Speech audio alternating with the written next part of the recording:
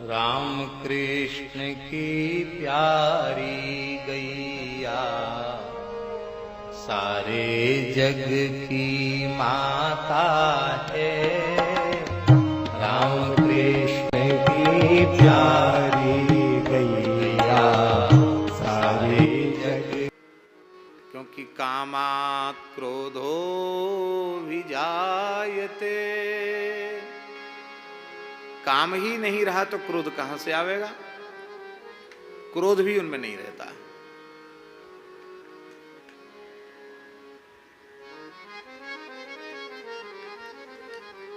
देखो, क्रोध करने वाले की हानि अधिक होती है।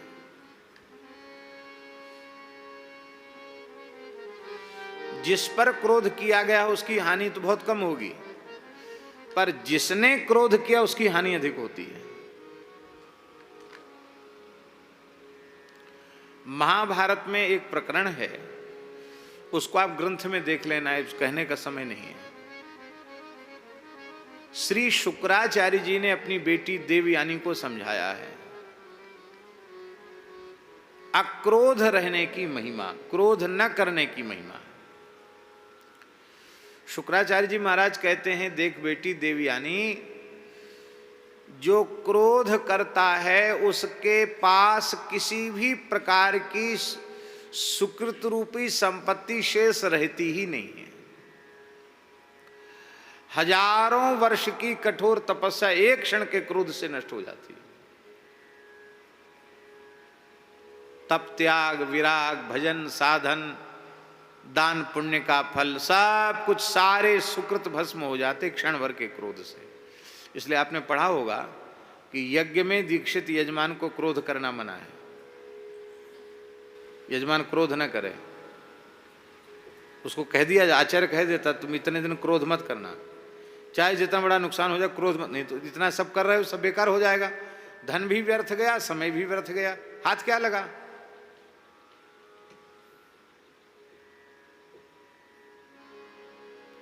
क्रोध नहीं करना। शुक्राचार्य जी कह रहे हैं, एक व्यक्ति ऐसा है जो वेदादि शास्त्रों में कहे गए जितने कल्याणकारी साधन हैं, योग, यज्ञ, जप, तप, उपवास आदि, तीर्थाटन आदि, इन सारे साधनों को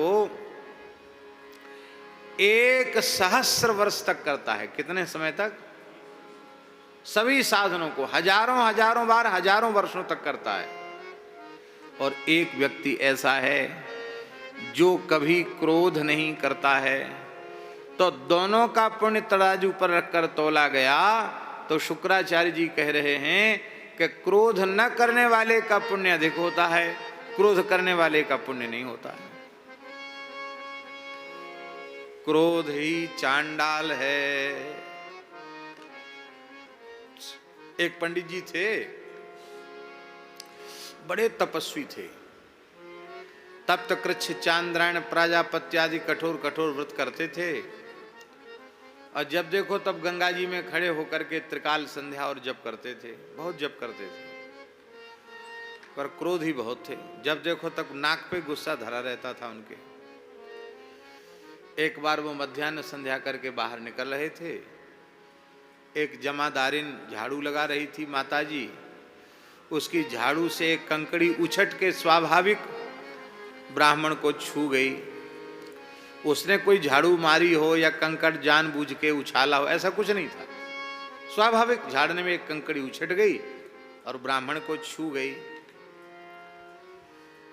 वो गालियां बकने लग गया, नाराज हो गया, क्रोध करने लगा।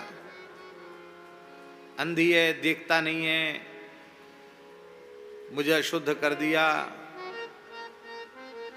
उसने हाथ जोड़ के कहा, महाराज मैंने जान के नहीं किया, भूल में हो गया, गलती हो गई, आप क्षमा करें।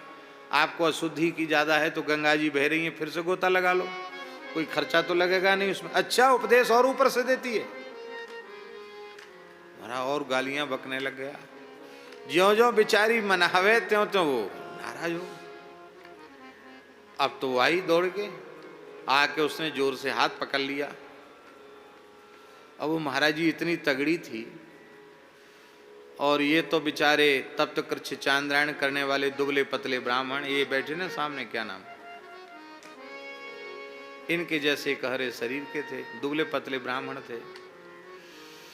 तो उनका हाथ उसने जोर से पकड़ लिया। तो वो और गुस्सा, देखो ज्यादा गुस्सा मत करो, यहीं घसीटूंगी तो समझ लेना, हाँ ठंडे पड़ जाओ, अब मैं छोड़ूंगी नहीं तुमको। क्यों क्यों क्यों छोड़ूंगी? तुम हमारे पति हो, पति को मैं क्यों छोड़ूंगी? पति हो मैं नहीं छोड़ूंगी। अरे क्या बोलती है, मैं ब्राह्मण हूं, तू कौन है, हमको पति कैसे बता? अरे तुम हमारे पति हो। तमाम भीड़ इकट्ठी हो गई। लोगों ने कहा, अरे भाई हम जानते पंडित जी को बहुत अच्छे हैं, ये कैसे तेरे पति? बोले नहीं नहीं ये मेरा पति है। तुम लोग क्या जानो, मेरा पति है। झगड़ा इतना बढ़ गया कि राज दरबार में पहुंचे। तो राजा ने कहा कि हम भी जानते हैं ये पंडित जी हमारे राज्य की शोभा है, बड़े तपस्वी, वेदज्ञ, संध्योपासन संपन्न, गायत्री जप परायण ब्राह्मण हैं, बड़े तपस्वी। क्या तू इनका अपमान कैसे इनको कहती है? ये तेरे पति कैसे हैं? तो उसने कहा, महाराज मैंने संतों से सत्संग में सुना है कि चांडाल कोई मनुष्य नहीं, क्रोध ही चांडाल है। और मुझे लोग चांडाली कहते हैं। तो चांडाली का पति कौन हो गए? तो मूर्तिमंत क्रोध है। इसलिए क्रोध करने वाला तो चांडाल होता है, वो चांडाल है तो मेरा पति है।